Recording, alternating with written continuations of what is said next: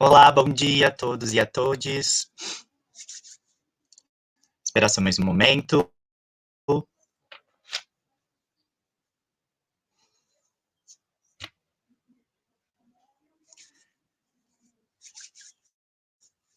Para mais um dia da semana universitária.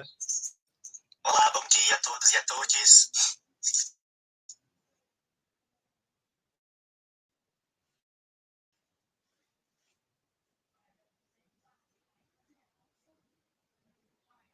Sejam muito bem-vindos à semana universitária. Hoje, nessa proposta que compõe a semana universitária e também a Mostra de Artes Cênicas do Departamento de Artes Cênicas da Universidade de Brasília. Hoje a oficina, né, denominada como Olhar Épico da Distância, a dramaturgia didática brechtiana. Então a gente vai hoje estar aqui durante esse tempo juntos para a gente tentar investigar o que é dramaturgia didática brechtiana. Né? Então sejam muito bem-vindos e bem-vindes. É um desafio imenso, né, em tempos de pandemia, estar nessa sala virtual, porque é uma oficina que ela foi pensada e articulada para ser presencialmente, mas devido ao contexto de pandemia, ela vem para o formato virtual. Então, quero agradecer aos que estão presentes, aos que também vão chegar. Espero poder também contribuir com o entendimento do que é essa proposta de dramaturgia didática. Vamos esperar só mais um tempinho, enquanto as pessoas vão chegando, vão se acomodando. Beleza?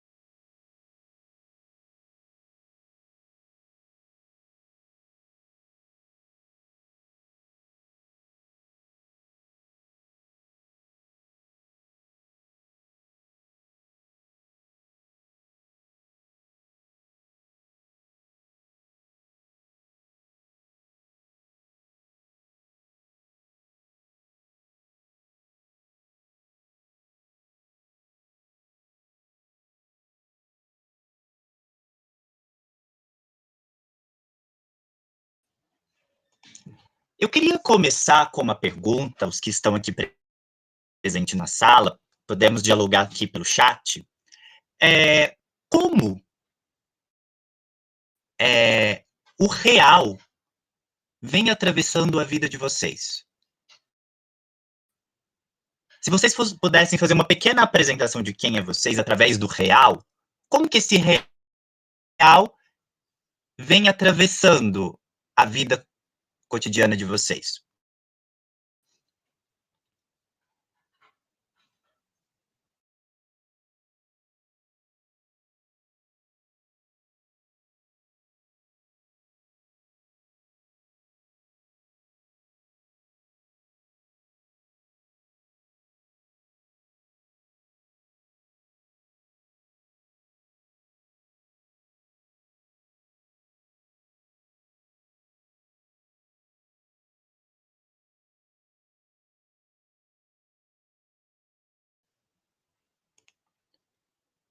Porque às vezes a imagem, né, que a gente tem da realidade, né, dessa realidade concreta, né, a gente faz um passo atrás, né, um passo atrás, que às vezes a própria ideia do que a gente tem de que é realidade, às vezes ela é uma maneira também de a gente abstrair as coisas, né? Mas vamos tentar fazer esse exercício de nos perguntar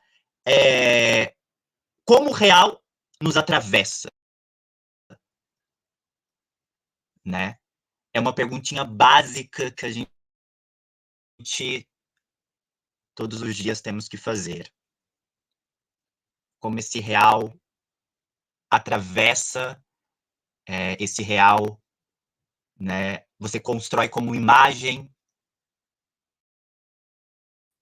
deste seu cotidiano.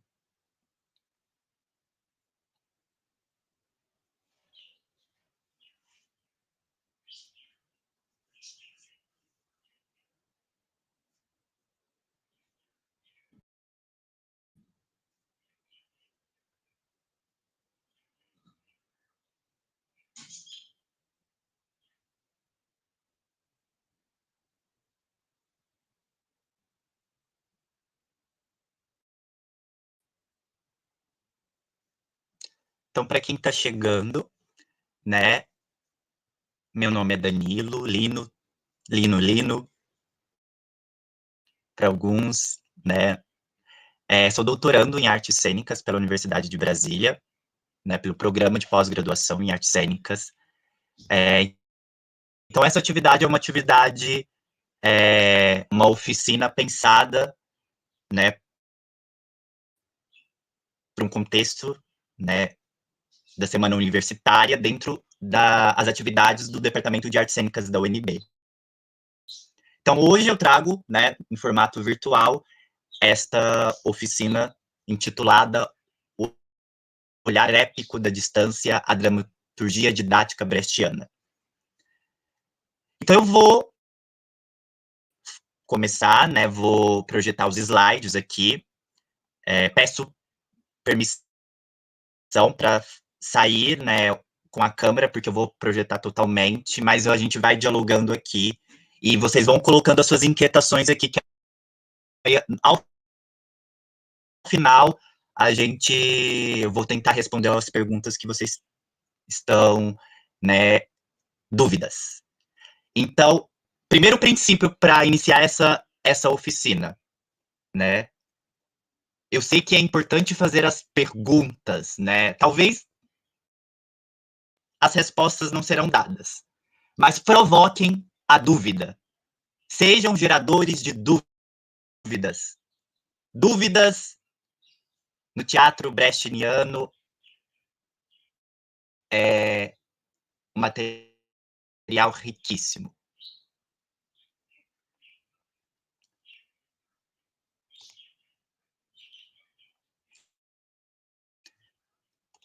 Então vamos lá.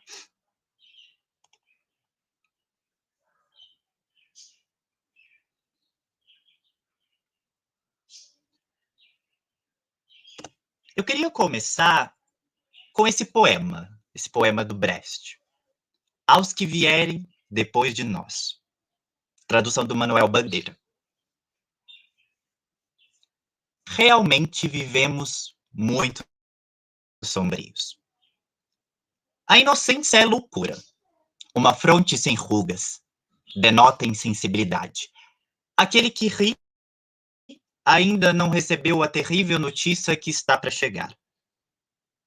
Que tempos são estes em que é quase um delito falar de coisas inocentes? Pois implica silenciar tantos horrores.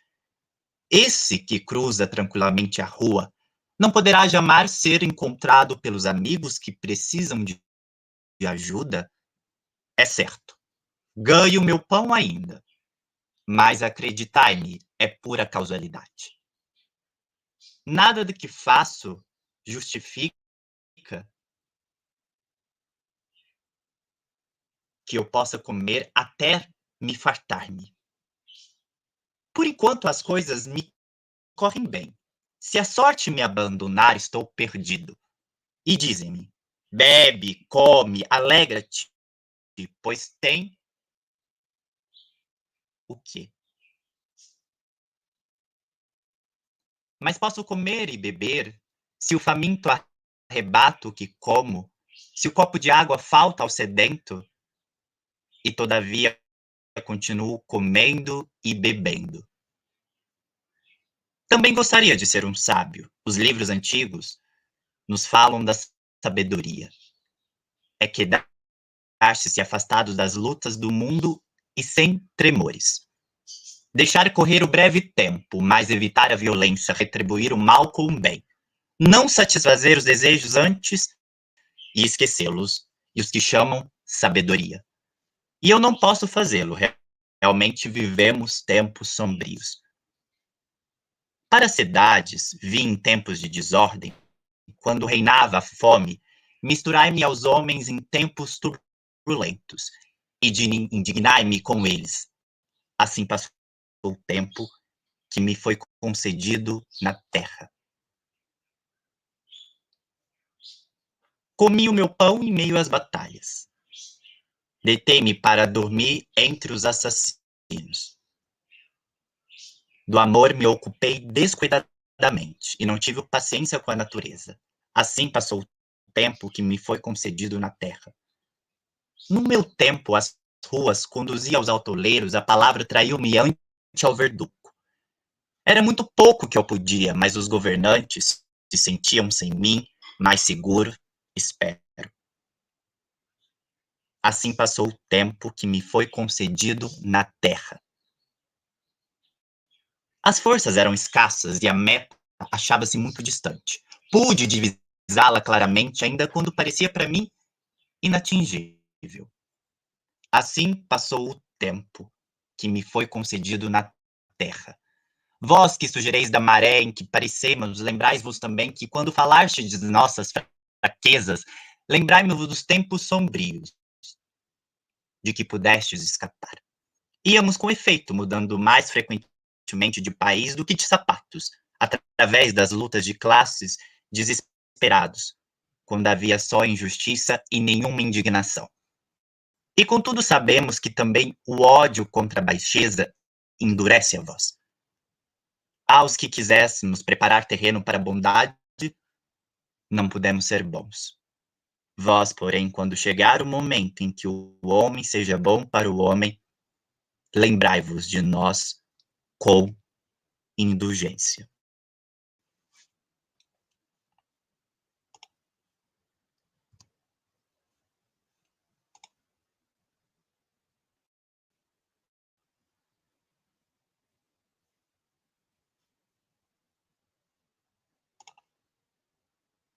Então, esse é um poema, né, um poema do Brecht, que ele vai começar a dialogar conosco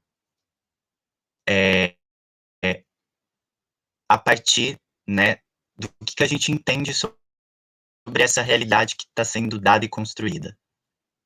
Né? Então, ele pede indulgência.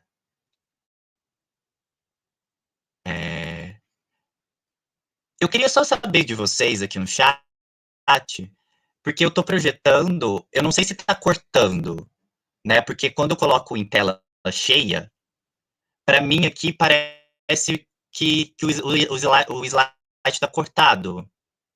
Tá certo ou não? Vocês conseguem ver o slide quando eu projeto em tela cheia?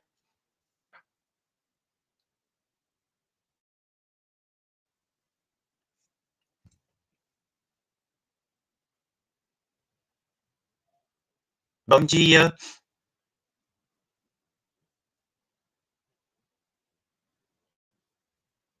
Tá cortando? Tá cortando, né? Porque agora que eu percebi que eu estava acompanhando pelo, né, pro outro aparelho e aí tá cortando, né?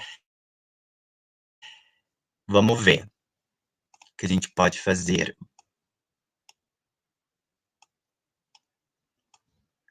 Então vamos fazer o seguinte, porque quando eu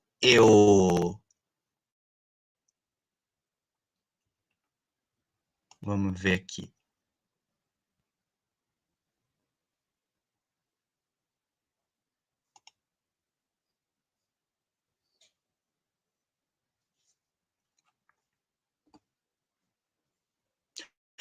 Então, assim, vou tentar, porque quando eu tô aqui na sala, e quando eu projeto, eu não consigo me ver. Então, já começa o dilema. Então, Brecht já nos ensina. É importante observar também os dilemas. Então, eu vou tentar projetar dessa maneira, peço, né, desculpas, mas se ficar muito ruim, né, é, vamos ver o que dá para fazer. Mas me escutem, façam o exercício de me escutar, né?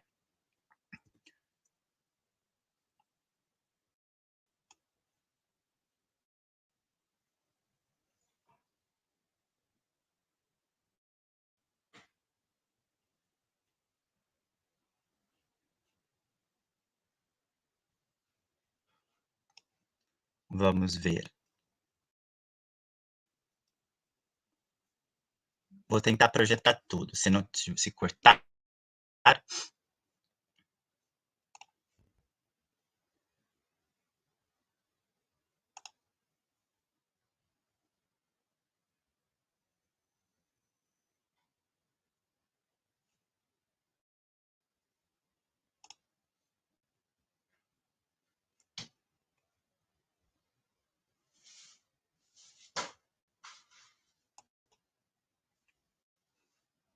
vamos ver. Tô tentando acompanhar aqui, ver se você não vai cortar.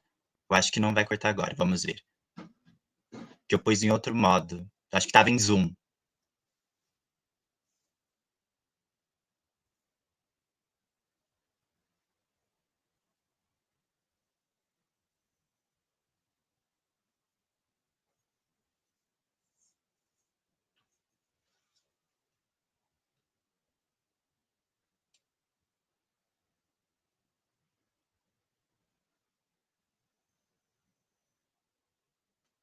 Então, como estava dizendo,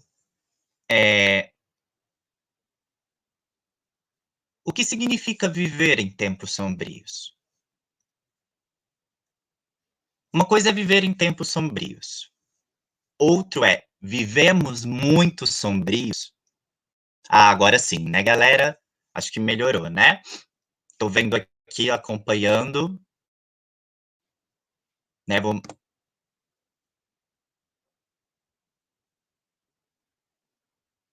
Então, bora lá.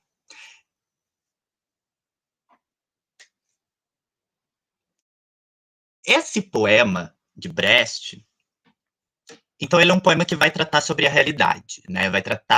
Vai nos levantar perguntas, e a partir dessas perguntas que vão gerar também outras perguntas.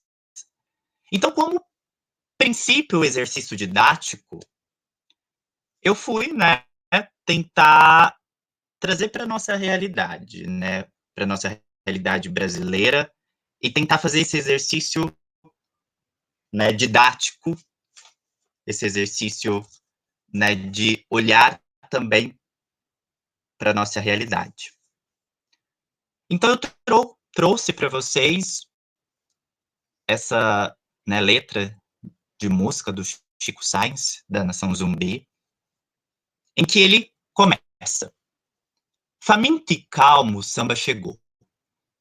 Domingo de todos os lados. Daqui para ali, de lá para cá. Pode-se escutar o som daqui do Brasil. Lembro quase tudo o que sei. E organizando as ideias, lembro que esqueci de tudo. Mas eu escuto samba. E você sabe de que lado? De que lado você samba? Você sabe de que lado? De que lado você samba? De que lado? De que lado? De que lado? De que lado você vai sambar? Os problemas são problemas demais. Se não correr atrás da maneira certa de solucionar, olha o samba do teu lado. Do teu lado, olha o samba. Olha o samba do teu lado. Do lado, olha o samba do teu lado. Do teu lado, o samba vai chegar. Eu acho essa letra, escutem, né? Escutem essa música, o samba do lado. Mais para frente, fiquem com essa pergunta. Você sabe sambar? De que lado você samba? Mais para frente a gente volta. Então, como foi pensado essa oficina? Essa oficina ela tem como objetivo, né, pensar a atualidade, né, a atualidade estética e política da obra do Brecht e como se deu a recepção histórica da obra dele no Brasil.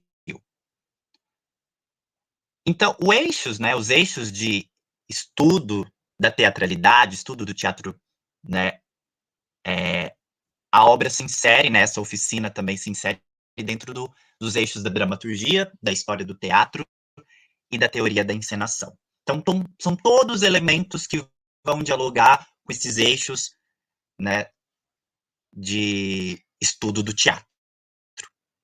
Eu trago para vocês, né, fruto de um desenvolvimento de uma pesquisa de mestrado, os conceitos de dramaturgia didática e olhar épico da distância. Então, são conceitos que, durante o desenvolvimento dessa oficina, eu vou trabalhar com vocês. E algumas palavras-chave, são palavras que acessam, né, o conteúdo do que né, do que se trata, né, essa minha fala, dentro de um contexto, né, teatro político, teatro alemão, teatro épico, né. Para quem não conhece, Bertolt Brecht, um dramaturgo, encenador alemão, né, ele desenvolveu, né, durante o percurso da sua vida, o que começou né, o que se intitulou na teoria de teatro épico. E mais para frente, no final da sua vida, teatro épico dialético. Brecht tem várias fases, né? Uma fase, né, de uma dramaturgia expressionista, uma outra fase didática, as peças didáticas, né? Depois a historização dos clássicos, então ele volta aos clássicos, Antígona de Sófocles, então ele volta e vai, né, cunhar a ideia de historicizar, né? E depois o teatro épico dialético que se fundamenta na teoria e da estética marxista.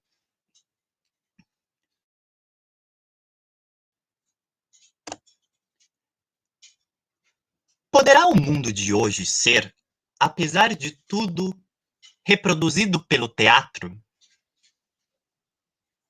Repetindo. Poderá o mundo de hoje ser, apesar de tudo, reproduzido pelo teatro? Esta é uma pergunta em que Friedrich Dürrenmatt, né, também um dramaturgo alemão, ele levanta essa pergunta, né, ele lança essa pergunta para o público, né, ele vai dar uma palestra numa universidade e ele lança essa pergunta para o público presente. Infelizmente, nesse contexto que a gente está vivendo, né, eu não consigo ver a expressão de vocês ao tentar imaginar e pensar, refletir em cima dessa pergunta. Mas espero que vocês, em casa, onde vocês estiverem, parem um momento, medite sobre essa pergunta. Poderá o mundo de hoje ser, apesar de tudo, reproduzido pelo teatro? E aí eu volto lá na primeira pergunta, para os que estão chegando e aos que vão chegar, como a realidade atravessa o seu mundo? Como a realidade atravessa a sua vida? Como a realidade atravessa na sua escrita? Como a realidade atravessa naquilo que você projeta para o mundo? seja na sua escrita, seja no palco, né, como ator, seja como preparador de atores, como diretor, como encenador, seja como médico, seja como advogado, seja como cozinheira, seja como operário de uma fábrica. Faça essa pergunta. Poderá o mundo de hoje ser, apesar de tudo, reproduzido pelo teatro? Pergunta lançada por Friedrich Dürrenmatt. O Brecht tomou conhecimento desta pergunta. E aí ele refletiu sobre essa pergunta lançada. E aí ele tentou, de alguma maneira, tentar responder, né, essa pergunta lançada. Então eu trago a formulação da resposta. Quanto a mim, esta é justamente daquelas questões que, ao serem levantadas desde logo, se impõem. Vai longe o tempo em que, do teatro, se exigia apenas uma reprodução do mundo suscetível de ser vivida. Hoje em dia, para que essa reprodução se torne de fato uma vivência, exige-se que esteja em diapasão com a vida.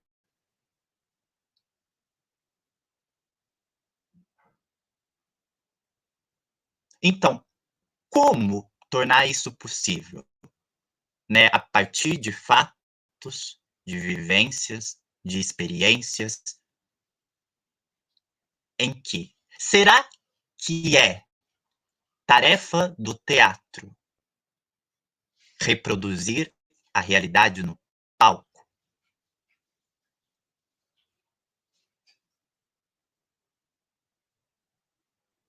Como se dá essa reprodução do mundo?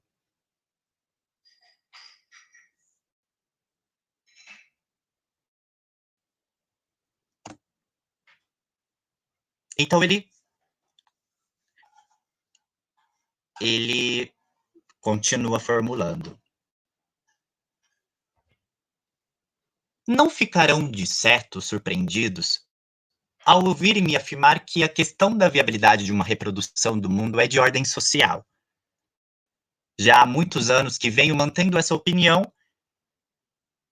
e moro atualmente num país onde está se efetivando um esforço gigantesco para modificar a sociedade, né?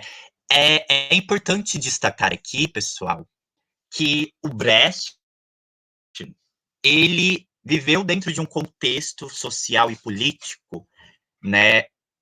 Ele foi exilado, né? Ele saiu da Alemanha porque havia a ascensão do nazifascismo, né? Da ascensão do Reich, do Terceiro Reich, de Hitler, né? Uma Alemanha nazista. Então ele se exila nos Estados Unidos. Toda a trajetória de Brecht foi uma trajetória dentro de um exílio, né? As ferramentas de trabalho em que ele desenvolveu, ou seja, a sua prática de trabalho, né, se deu, se concretizou em um homem, em um sujeito, né, exilado. Então aqui ele já, depois ele retorna, depois da queda da Alemanha nazista, e ele quer pensar um outro mundo, né, ele está tentando dialogar com o seu tempo. Então é extremamente importante que façamos exercício de dialogar com o nosso tempo. Continuando. Podem condenar os meios e os processos, espero, aliás, que os conheçam de fato e não através dos jornais. Vou abrir aqui também um parêntese, extremamente atual, né? Primeira atualidade, né, de Brecht. Espero, aliás, que os conheça de fato e não através dos jornais. Podem rejeitar este ideal específico de um novo mundo. Espero também que o conheçam. Não há porém, de pôr em dúvida que no país onde vivo se trabalha para a modificação do mundo, para a modificação do convívio dos homens. E talvez concordem comigo em que o mundo de hoje precisa de uma transformação.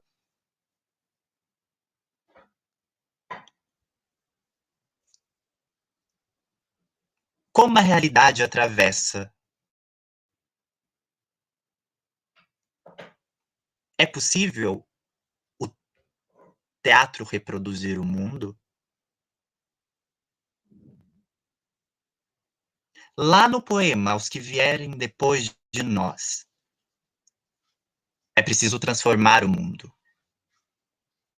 Talvez seria uma prática em que nós pedimos indulgência. O mundo de hoje precisa de transformação. Dentro de uma estrutura de escrita dramatúrgica, e também dentro de uma estrutura de encenação e de atuação, né? Porque penso que nesta sala há estudantes do teatro, né, professores, né, que escrevem, atuam ou dirigem. Essa é uma estrutura em que foi se pensada e formulada essa estrutura, forma dramática e forma épica, é uma estrutura em que o Brecht ele começou a escrever notas quando ele estava dirigindo, né, Mahagoni, né, uma peça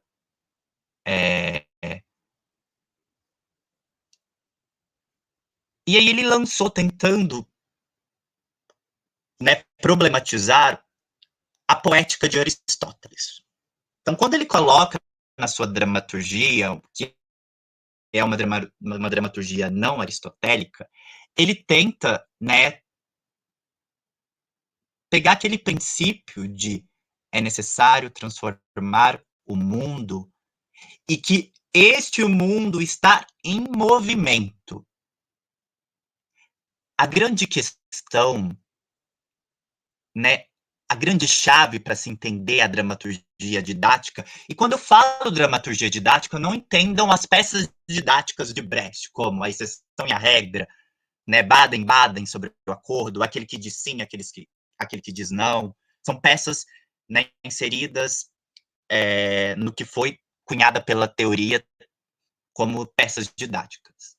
Entenda como dramaturgia didática como sinônimo de pedagógico,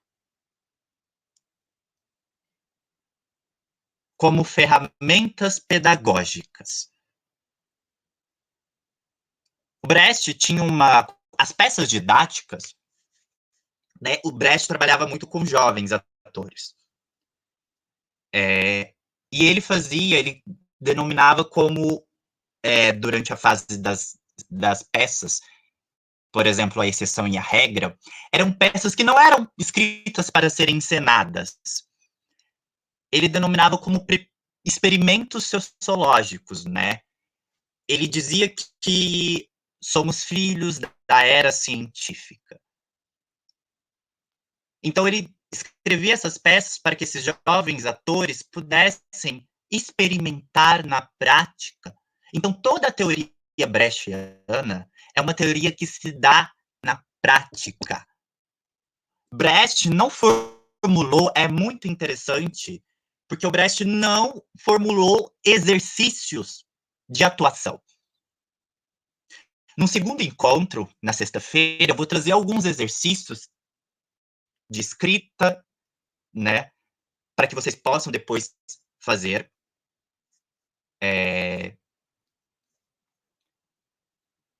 Exercícios que, a partir da teoria, eu fui formulando, né, na prática. Né? Então, essa oficina é uma oficina que eu venho aprimorando, venho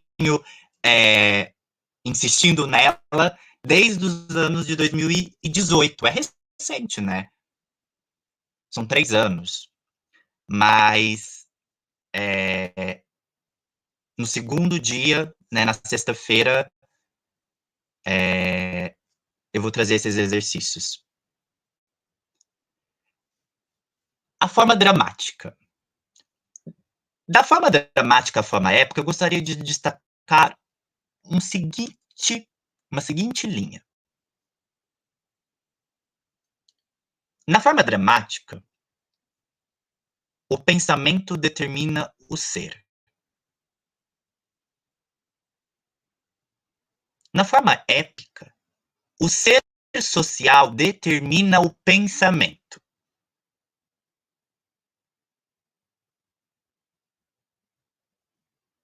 O que isso quer dizer? Né? Dentro da forma dramática, a gente lida também com uma ideia de racionalismo. Né? Aqui, o ser, né, está vago, está, né, não se insere dentro de um contexto. Né? Talvez o pensamento é mais importante que o ser. São divagações, queridos, né? Estou aqui também para tentar buscar, né, e também me colocar em dúvida. Já na forma épica, o ser social determina o pensamento. Essa linha aqui, o ser social determina o pensamento, é o que funda a estética brechiana. Claro, Brecht também vai beber na fonte, né? O Brecht bebe na fonte de Karl Marx, do marxismo.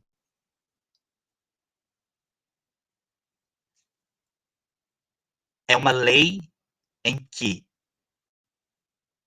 o ser social determina o pensamento, tá?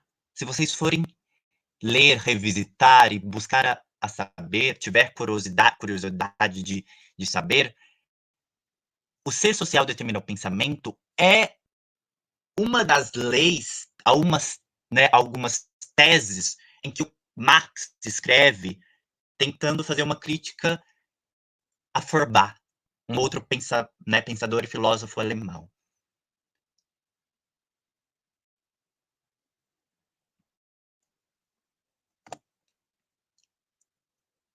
E o que é o teatro épico? Aí eu trouxe para vocês eu achei um material riquíssimo que é Brecht para iniciantes. E aí eu fui fazendo um recorte e eu achei muito interessante, né?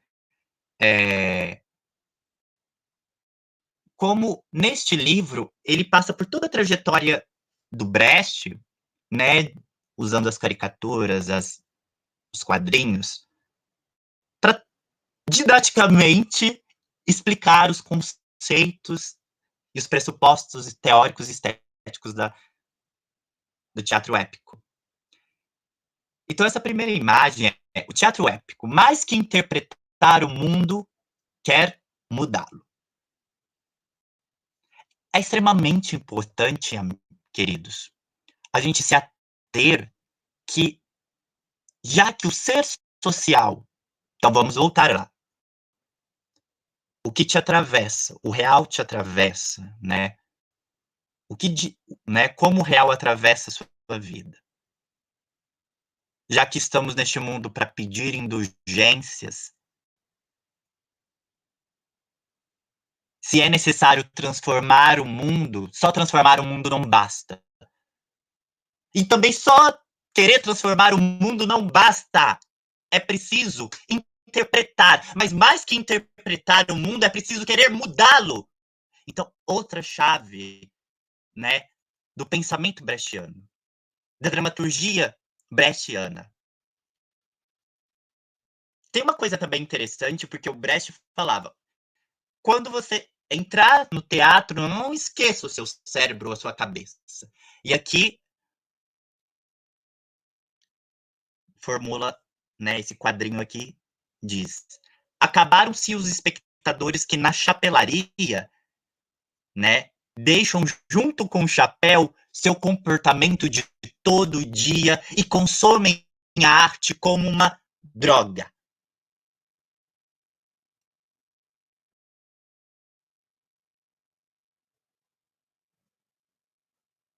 A imagem do chapéu, a imagem, né, dessa chapelaria, claro que é uma crítica à burguesia da época. Quem ia aos teatros naquela época? Numa época, né, se a gente pegar quando Brecht começa ativamente a trabalhar no teatro nos anos de 1920, 1930, 40, até o final dos anos, até por volta de 1956. Quem ia ao teatro? Quem deixava o cérebro? A imagem do chapéu, como também deixar o cérebro.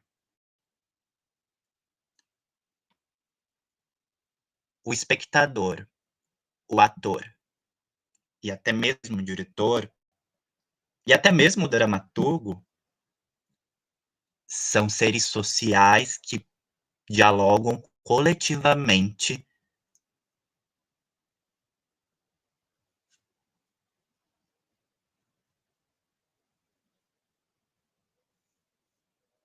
para propor essa mudança.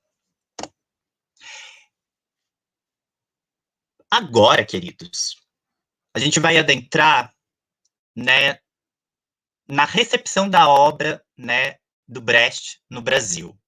E eu trouxe para vocês, né, né, eu é interessante fazer esse exercício, um exercício historiográfico, né, um olhar historiográfico para, né, o nosso teatro brasileiro. Eu fiz uma pesquisa no Google, né, o pai Google. Como se deu a recepção do Brecht no Brasil? Encontrei alguns artigos, algumas pesquisas, mas é muito. Eu fiquei, né, um pouco, como posso dizer, espantado. Outro princípio brechtiano, o espanto. Eu explico para vocês o que é o espanto no segundo dia.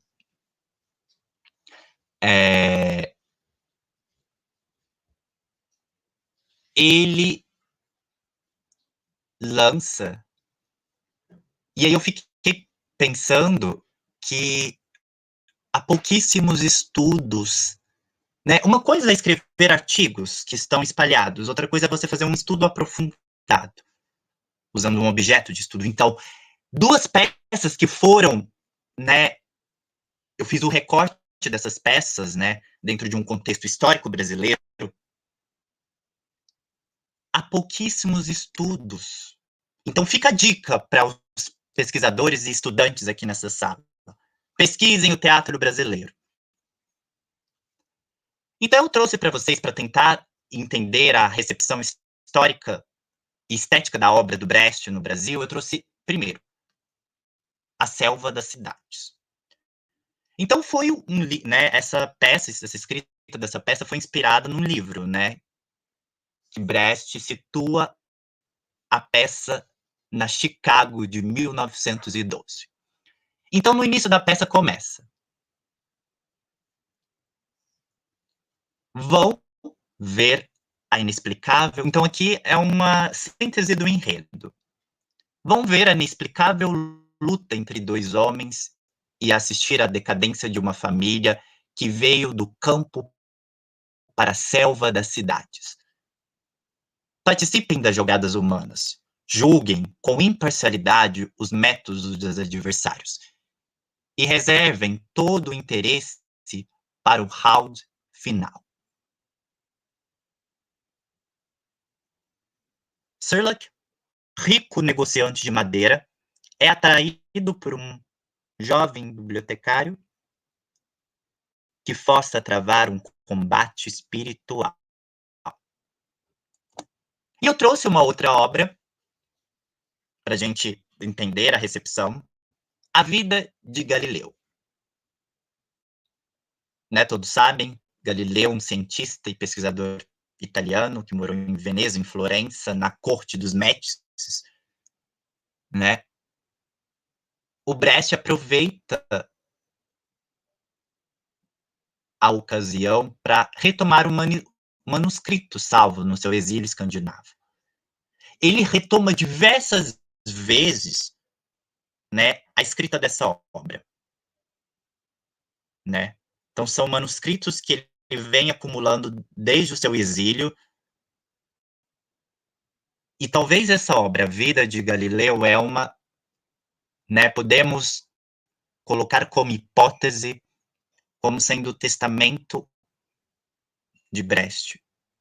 Ou também quase elementos autobiográficos na escrita dessa dramaturgia. Então, como se deu a recepção da obra de Brecht no Brasil? Então, vou trazer para vocês duas montagens. Então, A Selva das Cidades foi escrita em 1927 por Brecht. E o Galileu Galilei, escrita em 37, 38 e depois em 1943. Eu trouxe a obra, então, as montagens do Teatro Oficina de São Paulo. Teatro Oficina de São Paulo, para quem não sabe, é um teatro da cidade de São Paulo, surgiu em 1958, dentro da faculdade, ou seja, jovens estudantes da Faculdade de Direito do Largo de São Francisco, na cidade de São Paulo, se reúnem com o desejo de mudar o mundo. Com o desejo, né, de fazer teatro. Talvez as leis para aqueles jovens estudantes, parafraseando também Carlos Drummond de Andrade, as leis não bastam. Os lírios não nascem da lei. Meu nome é tumulto. Então, eu trouxe essas montagens, né, o Teatro na Selva da Cidade de 69 e Galileu Galilei do Teatro Oficina em 68. Como se deu, então, a obra Galileu Galilei? Segundo esse pesquisador, Lima, na obra Teatro Oficina Atento ao Momento Político, ele fala que a alegoria de toda a ambiguidade política contemporânea, Galileu Galilei não atualiza e revisa apenas a militância de Brecht e das esquerdas, mas também o procedimento político de todas as nacionalidades europeias, que, dilaceradas pela agressão nazista, empreenderam no pós-guerra rigorosas ou indulgentes avaliações da questão da resistência e das concessões numa perspectiva ampla e do colaboracionismo do cientista, no sentido mais estrito, no esforço de superação do trauma da guerra e do genocídio. Os países recompõem os frangalhos da nacionalidade e as forças para o desenvolvimento por meio de quadros administrativos capazes de empreendê-lo, isto é, forças à direita, à esquerda, do centro, ex-resistentes e ex-colaboracionistas, nos mais diversos níveis de todos os interessados na reconstrução inadiável de uma nova vida. Tentando, né, saber que Galileu Galilei se passa em um determinado contexto histórico, então, né, na corte dos Médicis, e o Brecht atualiza e revisa esta obra para tentar também fazer a pergunta de como se deu, né, a construção da sua militância política no teatro e principalmente na esquerda, dentro de uma Alemanha, de um mundo arrasado depois do pós-Segunda Guerra Mundial. Essa imagem, né, que é o programa da peça do Galileu Galilei, do Teatro Oficina, temos essa seguinte citação que está na obra Galileu, de Brecht, que é: a verdade é filha do tempo e não da autoridade. A nossa ignorância é infinita. Vamos reduzi-la de 1 centímetro. De que vale ser tão esperto agora que finalmente poderíamos ser ao menos um pouco menos estúpidos? Eu tive a felicidade inimaginável de encontrar um instrumento novo, que permite examinar mais de perto, não muito, uma franja do universo. Os senhores deveriam aproveitar a vida de Galileu Galilei, ou seja, o Galileu Galilei diz né, esse texto na obra escrita por Brecht. É necessário ser menos estúpidos.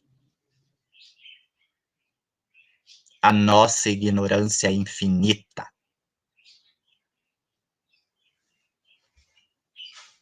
Aqui é um convite que Brecht também, o personagem Galileu, faz. Eu busquei, né? Eu encontrei esse instrumento novo, esse olhar, esse instrumento que é possível olhar, que é possível, né? Olhar, né? Ou seja, há toda uma construção científica por parte do que Galileu propõe. Se encontramos um instrumento novo para tentar transformar o mundo, para tentar modificar o mundo, não só basta interpretá-lo, mas é importante também interpretá-lo. Temos que aproveitar.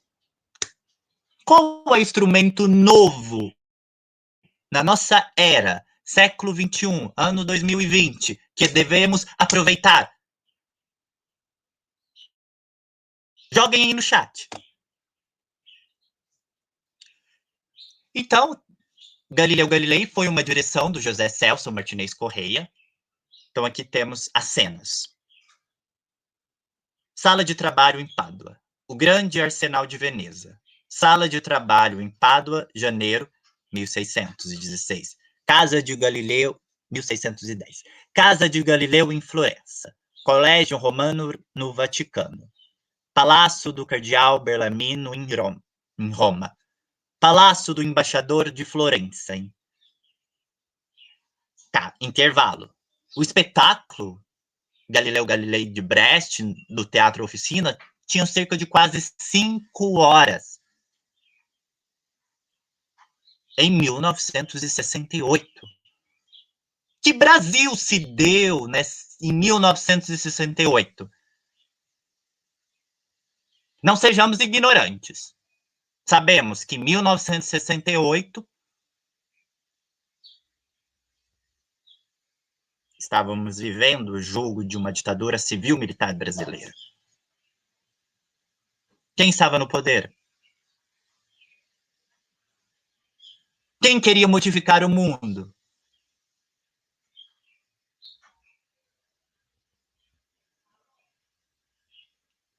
E aí foi reduzindo até mais ou menos 3 horas. Mas o Zé Celso conta que o espetáculo era para durar 5 horas. Atualmente, o Teatro Oficina é um teatro que ainda resiste na cidade de São Paulo, dentro de um contexto de especulação imobiliária na região ali do Bexiga, em São Paulo. E é um grupo coletivo teatral que ainda resiste.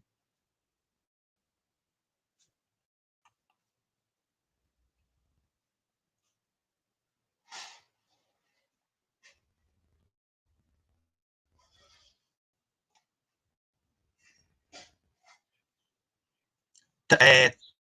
Ah, tá, porque eu ouvi um barulho, e aí eu pensei que alguém estava no chat provocando. Vou continuar.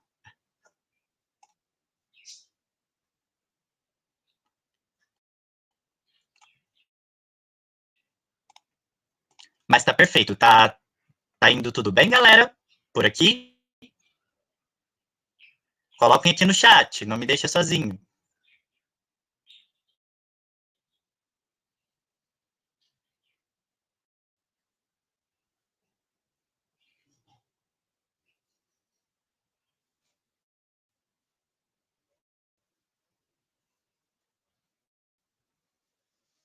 Então eu vou continuar. Então a obra se deu Quando se estreou o Galileu do Brecht, do Teatro Oficina? 13 de dezembro de 1968. Coincidência? 13 de dezembro de 1968, Brasil. Ato institucional número 5, onde revoga, caça mandatos políticos de parlamentares, instaura a censura prévia, suspende habeas corpus, confisco de bens. Ato número 5, na capa da Última Hora. O objetivo é manter a revolução.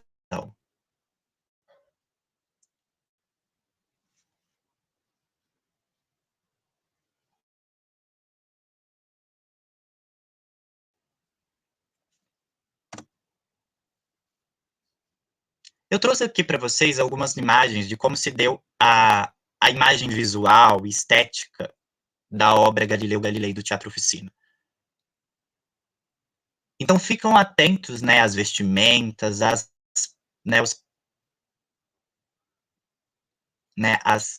questões históricas também, e também um olhar, né, de entender qual, né, foi a assimilação desses pressupostos, entendendo. Se trata de uma montagem, né, de uma encenação brasileira. Temos aqui, então, Cláudio, um ator, né, Cláudio Correia Castro, no papel de Galileu. Espetáculo, direção, de José Celso. Então, em cena, Cláudio e Fernando Rabelo.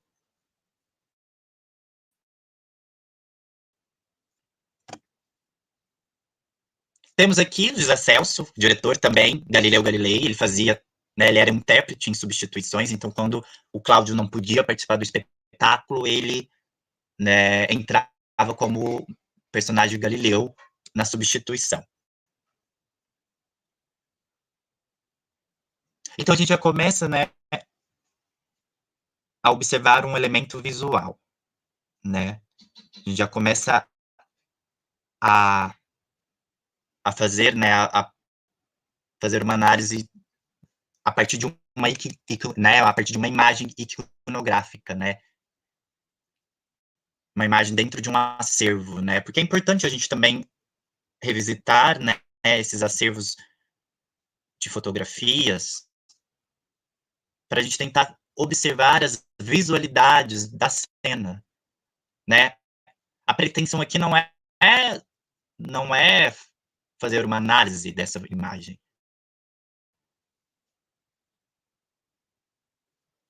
mas tentar trazer as vozes desses, né, sujeitos em ação. Então a gente já começa a observar aqui nessa imagem algumas, no fundo, algumas, né, alguns símbolos, como as cruzes, as máscaras, as vestimentas.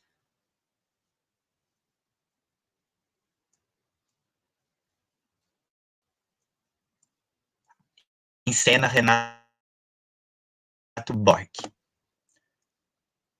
Voltando a Lima, ele fala que a encenação do Galilei no Brasil, ele faz aflorar a reflexão brechtiana sobre a estética marxista em confronto com o autoritarismo, que nos conduz naturalmente à especulação sobre certos aspectos morais e políticos da tradição contestatária brasileira, estimulada preponderantemente pelo modelo stalinista e seu progresso, desgastes, o seu progressivo desgastes e superação.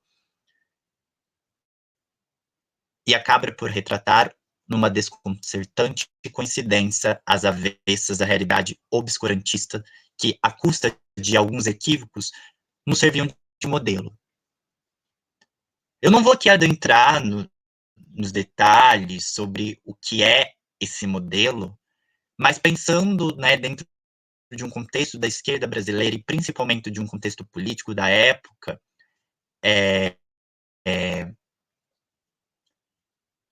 a gente houve, né, a Revolução Russa e depois a tomada do regime stalinista, e que também caçou, né, censurou inúmeros artistas e políticos da época, assassinou realmente.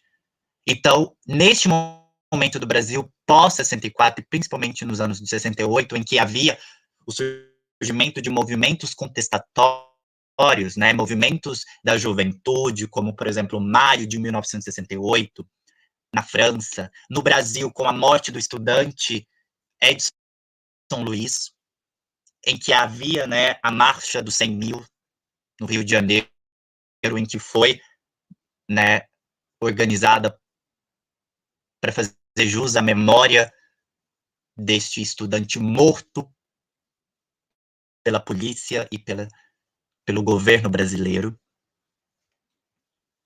Que tempos são esses, né? Tempos sombrios, em que já Brecht já dizia, falar em árvores é quase um crime. Pressionados pela violência da direita conservadora, nossos anseios e projeções utópicas elegeram um paradigma aparentemente oposto ao socialismo soviético, cuja existência real nos foi escamoteada pelos émulos do Stalin. Acabamos descobrindo que o modelo almejado tem a mesma face sombria e violenta de quem nos açoita. Mais uma imagem de Galileu em cena: Borg, Cláudio Correia Castro e Fernando Peixoto. Aqui temos o final do espetáculo, Galileu Galilei no Teatro Oficina. E eu faço, né, tento imaginar como se deu o final desse espetáculo, dentro, né, quando o ato institucional número 5, né, ele foi lido, promulgado em rede, né, na rede de televisão, num pronunciamento do então presidente Arthur Costa e Silva, à noite, numa noite, e eu fico imaginando como foi né, esse final desse espetáculo. Talvez a imagem revele muito. Aqui temos os atores, né, uma grade, os atores estão do lado de dentro e o público do lado de fora. Né, uma grade que faz parte do cenário.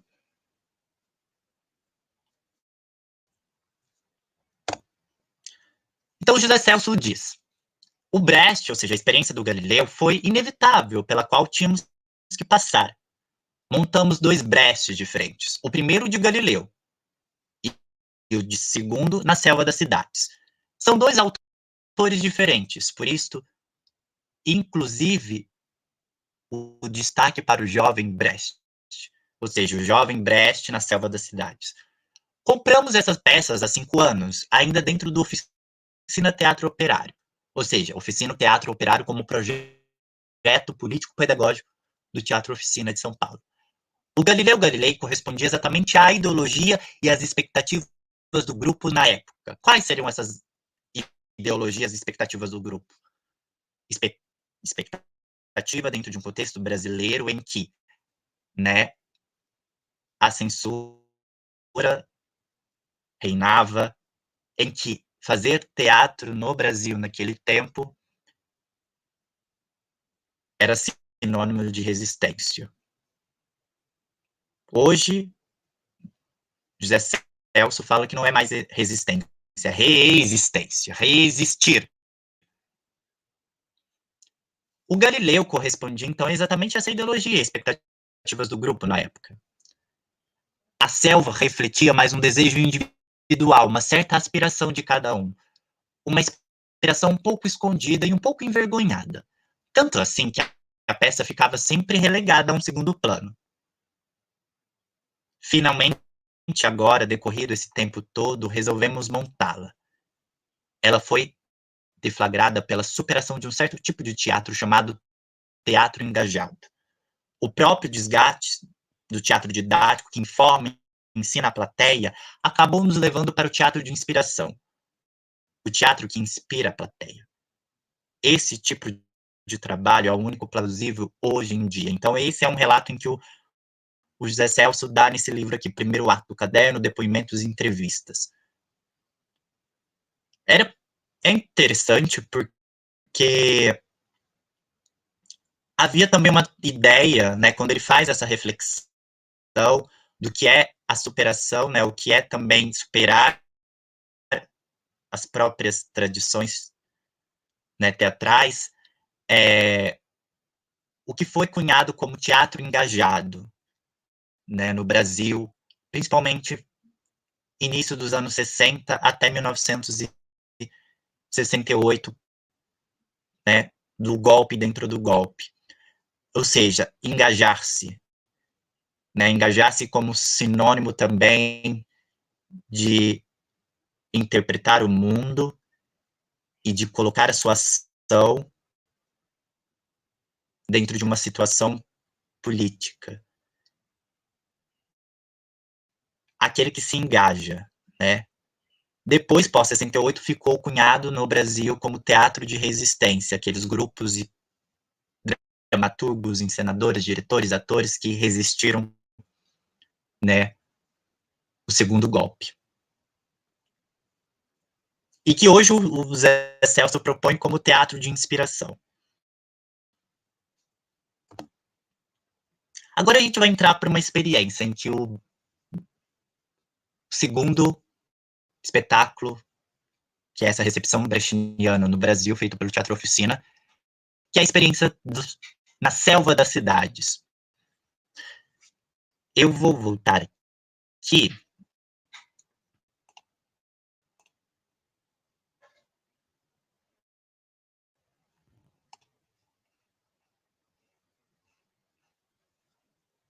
Fazendo uma outra pergunta e uma outra provocação.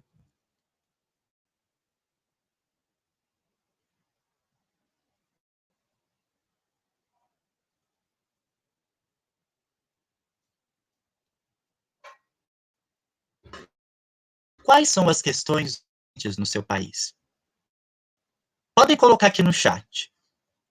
A seguinte pergunta: é urgente falar sobre?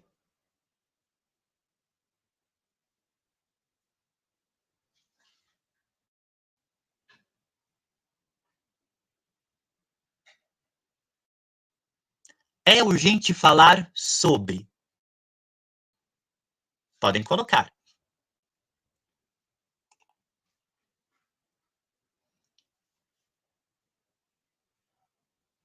O espetáculo na Selva das Cidades, esses são os cartazes, né, os cartazes de divulgação da peça, do espetáculo, fazia um convite ao público para uma experiência no inferno.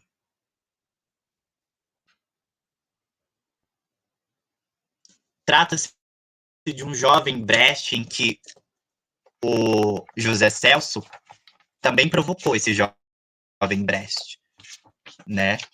Fazendo um Brecht, né, um espetáculo de um jovem Brecht em que ele escreve um texto teórico chamado Um Jovem Brecht Desmunhecado e Enfurecido. Então vamos ver o enfurecimento desse jovem Brecht pelo José Celso. A cidade que humaniza.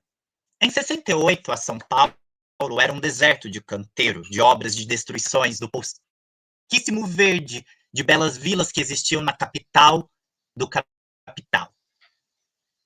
Então, o José Celso traz essa ideia dessa cidade que se humaniza, que está dentro da capital, dentro do capital, dentro desse capitalismo, dentro desse, né, capitalismo selvagem. É um olhar que ele faz para a cidade de São Paulo,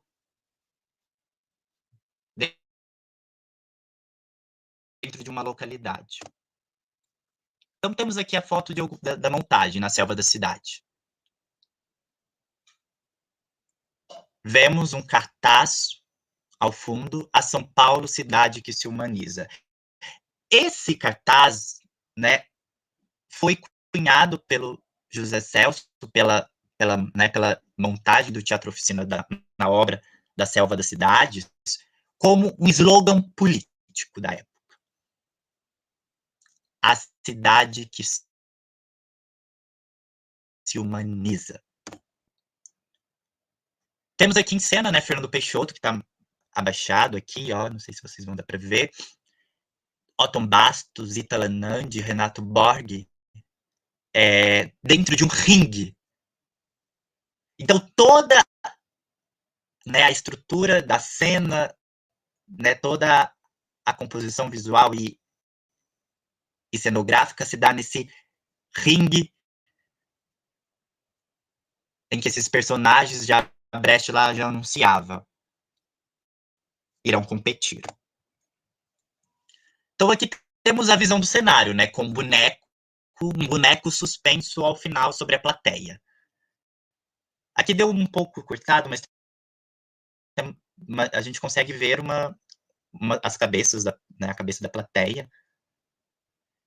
E temos esse boneco suspenso e, no fundo, algumas frases. Lute. Não lute. Vai morrer. Né, vai morrer. Então já vemos também, né, dentro de um recurso estético brechtiano, o trabalho com os cartazes, né, com as máscaras, né, as máscaras de tradições populares, com também, né, slogans. Então são todos recursos brechtianos que são recursos também, né, de assimilação, né, são recursos que advindo de uma tradição popular. Brecht não inventa nada. A peça pode ser resumida no seguinte: venda a sua opinião e você tem tudo. Do contrário, eu mato e você vende na marra. Então imagine como esses personagens dentro de um ringue, né, vão agir.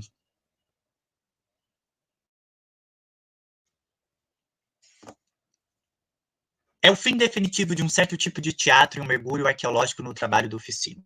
Quebrar tudo, virar a mesa, espatifar as cucas. Então temos aqui o Borg e o Otton Bastos fazendo os personagens, Gargar e Slink, né, dentro desse ringue. Aqui é um ensaio, né, da Selva das Cidades. É importante destacar que todo esse cenário é uma primeira, né, um primeiro casamento, né, o primeiro encontro em que né, ou seja, é um encontro entre o José Celso com a arquiteta Lina Bombardi, né, uma arquiteta ítola brasileira. Então é esse encontro em que o José Celso trabalha, né, com a Lina, que depois vai construir, vai, né, projetar, né, a arquitetura do Teatro Oficina, né, tem todo um projeto arquitetônico desenvolvido pela Lina para o Teatro Oficina atual. Então temos a cenografia da Lina para a montagem. Então a gente já começa a perceber que como se, né, como está esse ringue aí, esse ringue selvagem. Destruição, renovação, redução, quebrar tudo. O que significa isso perante o tempo em que Teatro Oficina vivia? Então eu trago uma frase, né, uma fala do Fernando Peixoto, que é: não éramos rebeldes ou disciplinados intérpretes de um texto, mas sim, mais que nunca, criadores de uma textura dramática, nova que se voltava contra o próprio ato de representar, contra a própria noção tradicional de teatro. O cenário era, em cada espetáculo, literalmente destruído. a ânsia era destruir o espetáculo, tendência que, enquanto proposta, se acentuará em seguida. Então, não era receber um Brecht, ou seja, não era pegar esse texto, essa dramaturgia brechtiana, e simplesmente, né, seguir, né, à risca o texto, mas como reencenar, né, como receber esse texto e como criar essa própria, né, textura dramática em que o Fernando Peixoto coloca. Que é também revisitar e também fazer um exercício de olhar para a tradição do teatro e tentar atualizar, né? E também dentro de um contexto da época, né? São Paulo, né? Que se tenta humanizar, mas vamos ver se vai se humanizar. Então temos aqui algumas outras imagens.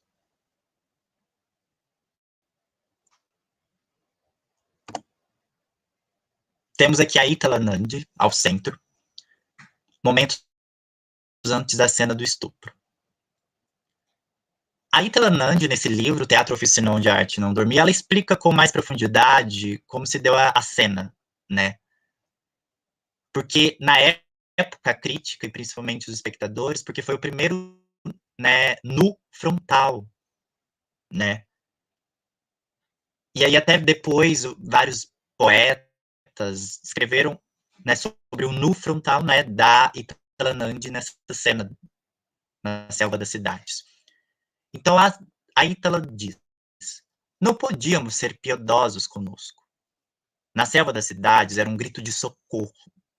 Em muitos momentos está confirmado, mostrando uma grande potência frente a uma realidade tão dura. Se não tivéssemos encontrado esse texto usado em momento tão oportuno, o grupo teria se desfeito antes. E é claro, abrindo parênteses, o grupo teria se desfeito antes, não por questões, né, de ordem pessoal, etc. Porque realmente manter um grupo teatral dentro de um contexto de ditadura militar que censurava, né, que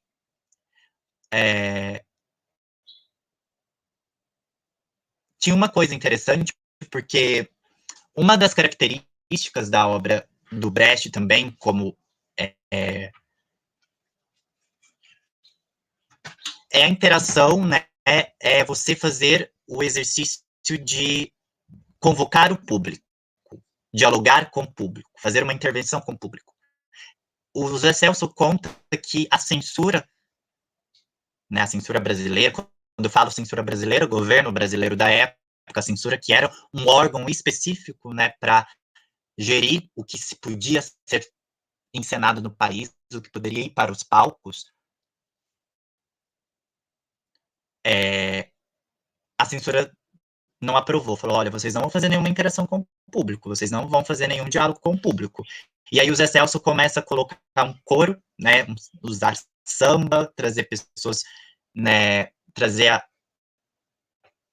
o ritual do candomblé, da macumba, para dialogar com esse público. É que a peça discutia a situação metafísica que se instaurara dentro do próprio grupo. O niilismo de um lado e do outro, a consciência da necessidade de lutar.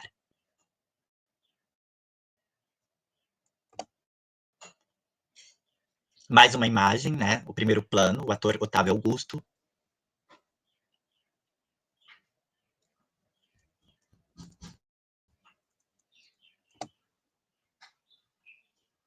O ringue, a destruição, né? Os personagens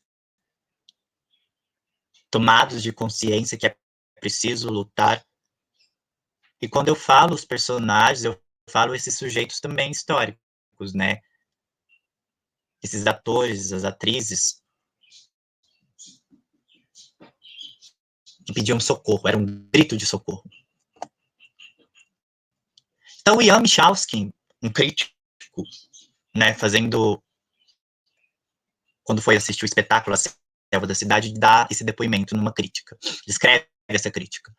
Assistir à selva não é divertir-se, é trabalhar, é suar camisa, é prestar dolorosamente atenção, é sentir-se cansado, é interrogar-se, é tentar conquistar com o esforço ativo do intelecto e da sensibilidade o direito de penetrar na convenção daquele crispado e histérico universo de imagens. O direito também de emocionar-se diante de uma beleza e poesia diferentes daqueles a que estamos acostumados. Uma beleza e poesia cujos elementos componentes abrangem a sujeira, o lixo, as ruínas, o suor e o mau cheiro. Tem uma coisa interessante aqui, que são o Ian, né, ele, né, aponta que, né, na obra do Teatro Oficina, que é um trabalho, uma montagem fruto de um trabalho extenso, né, que foi preciso suar a camisa. E será que quando nós fazemos esse exercício de ir ao teatro, né, de ir assistir uma peça, seja no teatro convencional, até mesmo no teatro de rua, será que estamos prestando realmente atenção? Estamos, né, fazendo esse exercício de entre intelecto e sensibilidade? A sensibilidade também se apura ao assistir um espetáculo. Brecht tem, né, alguns apontam que Brecht era contra a emoção, mas Brecht nunca disse isso. É preciso também se emocionar, né? Razão e emoção estão na mesma balança.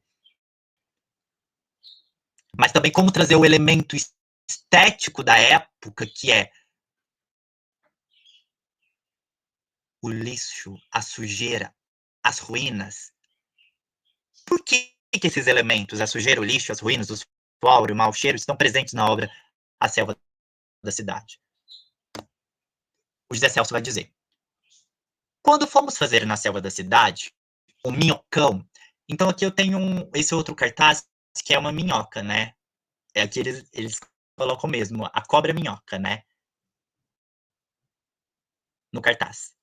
O minhocão, o elevado Costa e Silva, a ser construído, estava dividindo o bexiga com o muro de Berlim. Ou seja, ele faz referência, na época desse depoimento, não, né, ao muro de Berlim, ou seja, essa divisão entre uma cidade em progresso e uma, né, e uma, o Bexiga ali na cidade de São Paulo é um bairro, né, de imigrantes italianos. Então, quem povoou aquele espaço e povoou aquele espaço ali são imigrantes italianos.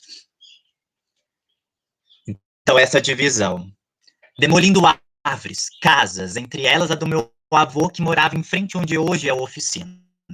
Então, começamos a observar o tanto, né, que esse espaço é importante para o José Celso, onde morou o avô dele, né? Então, é um espaço de memória, um espaço onde talvez ele viveu a infância dele. Lina foi criando com aquelas destruições, criando um ringue de box diante das arquibancadas de cimento do teatro brechtiano, que eu mesmo tinha proposto a Flávio Império para que se fizesse com poltronas azuis estofadas. No palco, Lina criou uma arquibancada com madeira de segunda, colocou de lado uma máquina enorme que vomitava cimento. Para que essa cidade pudesse se humanizar, é preciso trazer, né, esses resquícios dessa cidade para dentro do palco. Então, voltamos lá na pergunta: é possível reproduzir né, o mundo no teatro? Quais elementos estéticos? Ou o que a realidade nos atravessa que podemos, né, aproveitar? O José Celso continua. Lá os ingressos eram mais baratos que nas poltronas azuis. A peça trata de uma luta entre um bilionário chinês, Chang, que desejava comprar a opinião de um jovem que trabalhava numa livraria.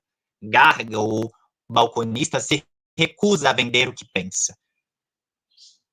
Então, inspirado nos ataques recentes na época, o Roda Viva pelo Comando de Caças ao Comunista, CCC, e depois para o Terceiro Exército, é importante destacar, queridos, aqui no Roda Viva, se vocês forem procurar, né, numa apresentação em que o Teatro Oficina fez, o comando de caças aos comunistas, um comando paramilitar, formado por jovens e adultos, na época,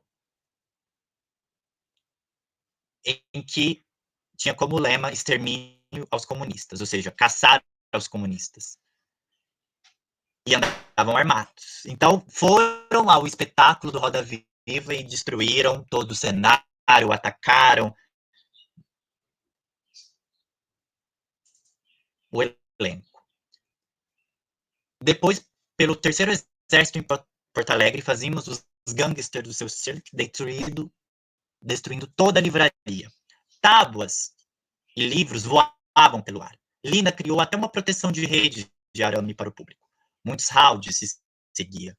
Num dos momentos mais belos, Lina com os maquinistas, dirigido pelo seu belíssimo Cid, que Lina chamava com um grito de quebrar cristal, Cid! Enormes toras da árvore derrubadas pela construção do minhocão entravam em cena, despenduradas em uma dupla fila de fios de aço para um round chamado, ironicamente, de área verde. Então, a gente aqui também traz outros elementos, né? O elemento da ironia, né? Área verde.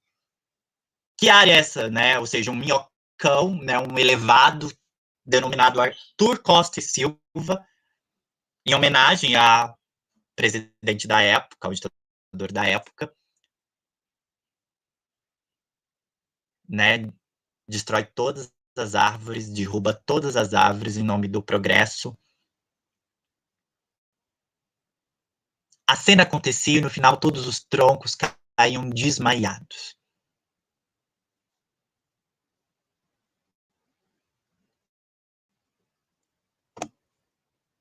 Final dessa peça, os atores em cenas no ringue, ou seja, é preciso se degladiar.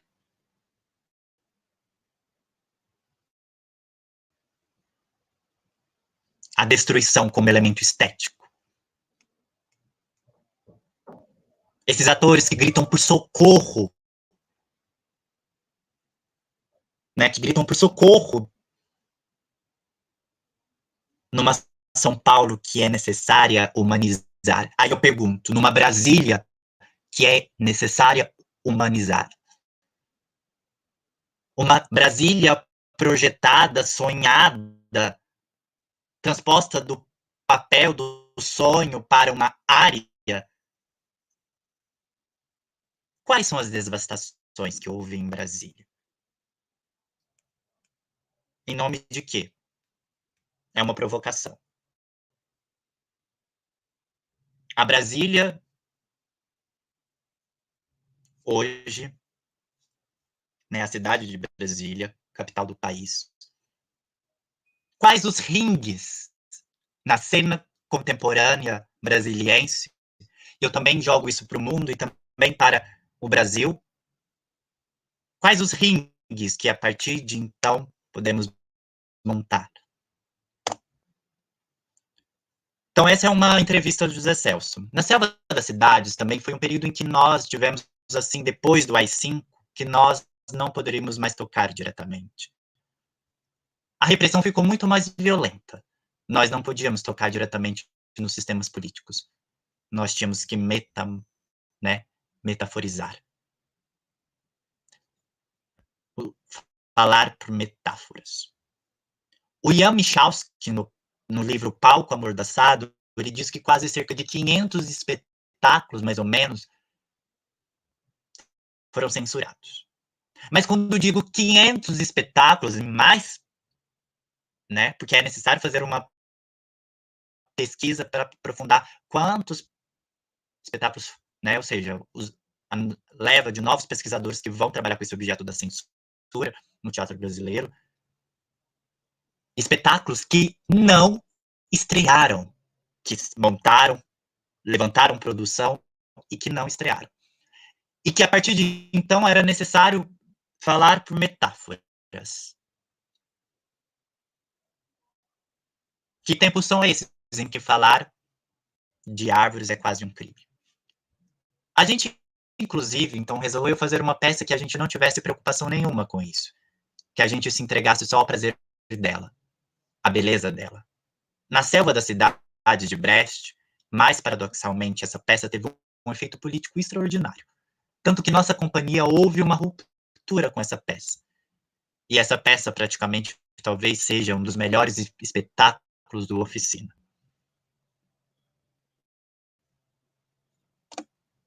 Então, para finalizar o encontro de hoje, né, esse primeiro, né, essa primeira parte de hoje, voltamos na sexta-feira. Então, na sexta-feira eu quero trazer para vocês, na prática, alguns exercícios, vou propor, né, e a gente vai tentar dialogar com essa ideia da dramaturgia didática e notas de escrita. Então, eu termino com essa frase do Aderbal Freire Filho. Mesmo que um monte de artistas não atribua suas próprias descobertas cênicas a Brecht, mesmo que esse movimento de abertura poética do palco seja em grande parte inconsciente das suas origens brechtianas, garanto que com Brecht, que o palco é aberto, escancarado, fertilizado, preparado para a explosão da nova poética cênica, para ser novo, amplo, vivo, rico de possibilidades, em suma, infinito. Então, assim finalizo a minha apresentação. E vamos abrir para as perguntas, né, indagações, dúvidas, que eu quero dialogar com vocês.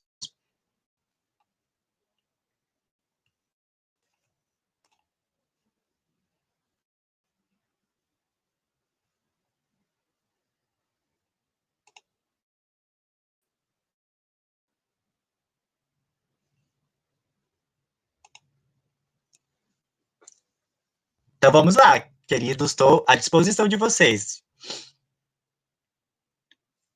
Agora eu vou tentar acompanhar aqui o chat, né? É urgente falar sobre justiça social, né? É urgente falar sobre as reações distintas das pessoas em relação ao cenário atual. Covid, máscaras, governos, queimadas, desrespeitos aos direitos humanos. É urgente falar sobre o respeito à vida, né? Então, assim, temos que pensar nessa urgência como possibilidade também de gerar mudança, né? Mudança que vai mais para além de tentar, né, dar conta deste cenário. Mas o que podemos modificar, o que podemos também, né, já dizia Labrecht lá no início da apresentação, né? Como descer, aprofundar nessa realidade e não compactuar com a ignorância, né? Não compactuar com a mediocridade, né? Então, podem jogar, dialogar comigo, queridos. Estou à disposição agora. A gente tem um tempinho, né, para se vocês tiverem algumas perguntas, etc.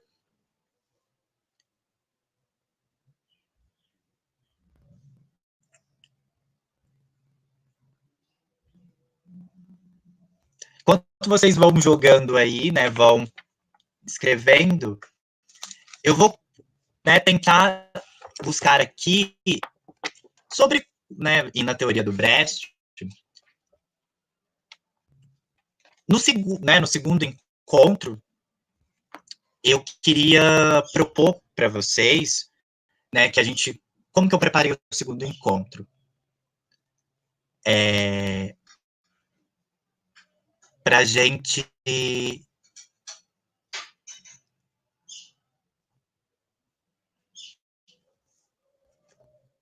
tem uma perguntinha aqui. O Teatro Oficina vem com a proposta de inspirar o público, né?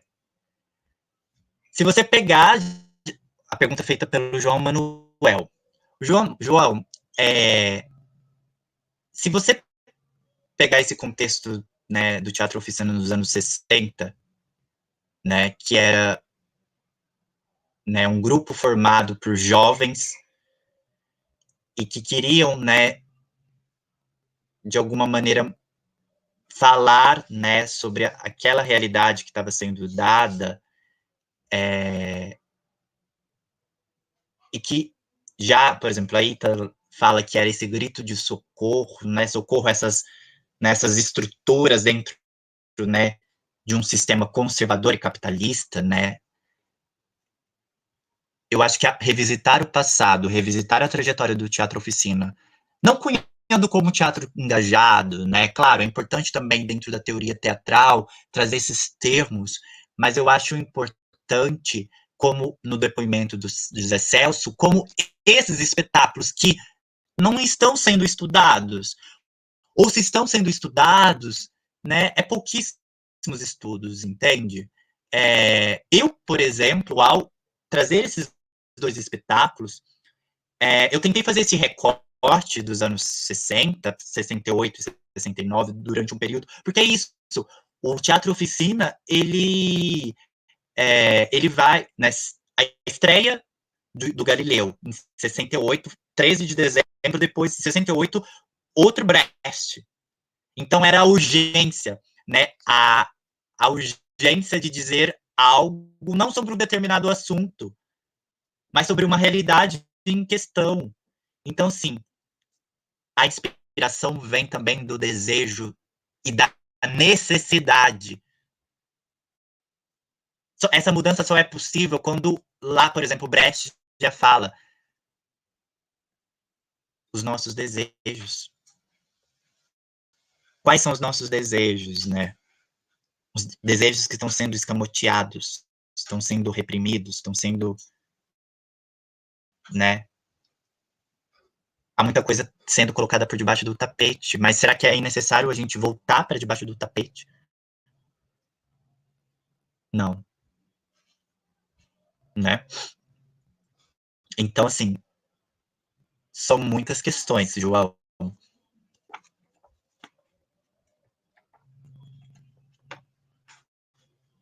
E veja o Teatro Oficina, claro, né? Teatro Oficina vive um contexto muito de resistência, resistência, o José Celso fala, porque é um teatro que está ao lado, né? Não vou fazer a propaganda aqui, não vou fazer, não vou, né? Mas é um espaço que está sobre especulação imobiliária, né? Se você for pesquisar, ao lado do Teatro Oficina, os empreendimentos, vou dar nome, né? Os empreendimentos né, da organização televisiva, né, do Silvio Santos, que tem uma área em um projeto ao lado, ou seja, a área de árvores ali dentro do terreno do teatro, dentro do terreno que está, né, terreno do Silvio Santos, é uma área em que tem um projeto de construir torres televisivas. Então, voltamos ao passado, essa cidade que se humaniza, né?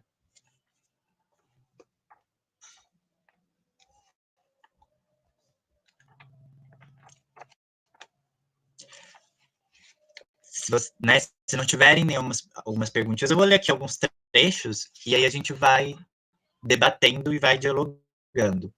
O Brecht, ele fala, assim, que para entender, né, por exemplo, quando eu falo dramaturgia didática, entenda também como teatro pedagógico e também dramaturgia pedagógica, ele fala assim, que o teatro só começou a ter uma atuação pedagógica quando, por exemplo, o petróleo, a inflação, a guerra, as lutas sociais, a família, a religião, o trigo, o comércio de carnes se transformaram em assuntos de representações teatrais. Coros esclareciam espectadores a respeito das circunstâncias desconhecidas. Filmes mostravam acontecimentos ocorridos por todo o mundo. Projeções acrescentavam material estatístico.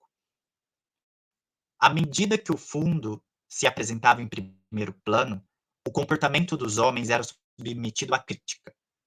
Ficava evidente o comportamento falso e o comportamento correto. Apresentavam-se pessoas que sabiam o que estavam fazendo e pessoas que não sabiam o que estava fazendo. O teatro se transformou em assunto para os filósofos. Filósofos, diga-se de passagem, que não pretendiam apenas explicar o mundo, mas também transformá-lo. Começamos, então, a filosofar. Começamos também a ensinar. E onde foi parar a diversão? Um texto teórico do Brecht, no Teatro Dialético de Bertolt Brecht. Então, já que se ninguém tem nenhuma pergunta, coloco essa provocação. Onde fica a diversão? É preciso encenar. Tem pessoas que sabem o que estão fazendo e tem pessoas que não sabem o que estão fazendo, né? Então, como provocações para vocês pensarem para o nosso segundo encontro, na sexta-feira, onde eu vou trabalhar com texto teórico do Brecht e trazendo esses exercícios, quais são as dificuldades de escrever a verdade. Então, finalizo aqui hoje o nosso encontro. Agradeço aos presentes e que possamos ter uma excelente semana universitária, né, que vocês possam buscar conhecimento e sempre se provocando. Agradeço. Até breve.